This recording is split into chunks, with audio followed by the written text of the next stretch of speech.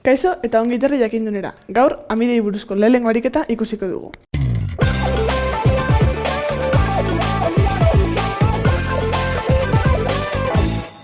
Kasu honetan, molekulak izendatuta dauzkagu eta marraztu jarri dugu. Lehenengo eta behin, etan amida daukagu. Amida txizkea duenez, amida bat dela dakigu, orduan lehenengo eta behin, gure amida talde funtzionala ipintzen dugu. Eta, aurrizkia daukagunez, dakigu gure talde nagusia bi karbono dituena. Hau da, bat eta bestea, bere hidrogeneekin eta listo.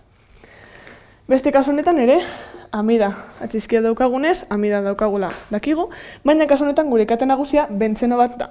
Orduan lehenengo eta behin bentzenoa marrazten dugu. Gogoratzen baduzue, hexagono bat da, ziklohexano bat da, lotura bikoitz alternatuekin. Eta karbono honi adibidez, amida taldea ipiniko diogu. Zeren eta ezin dugu hemen amida bat ipini, zeren eta hemen ikusten duzuenez, 2-6 lotura izango beharko luke karbonoa eta hori ezinezkoa da. Eta orain, hidrogenoz betetzen dugu beste karbono hauek, eta listo. Eta azkenik, NN dimetil butanamida daukagu. Amida daukagunez, amida txizkia ipintzen duenez, amida bat daukagula dakigu.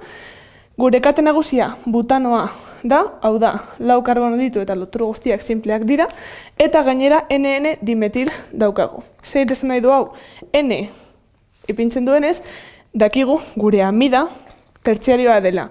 Zergatik, 2 ordezkatzaile dituelako. Orduan, kasu honetan, lehenengo eta behin gure kate nagusia ipiniko dugu, hau da, gure 4 karbono. Mutur batean amide ipiniko dugu, ni adibidez hemen ipiniko dut. Eta, orain, gure ordezkatzaileak ipiniko ditugu.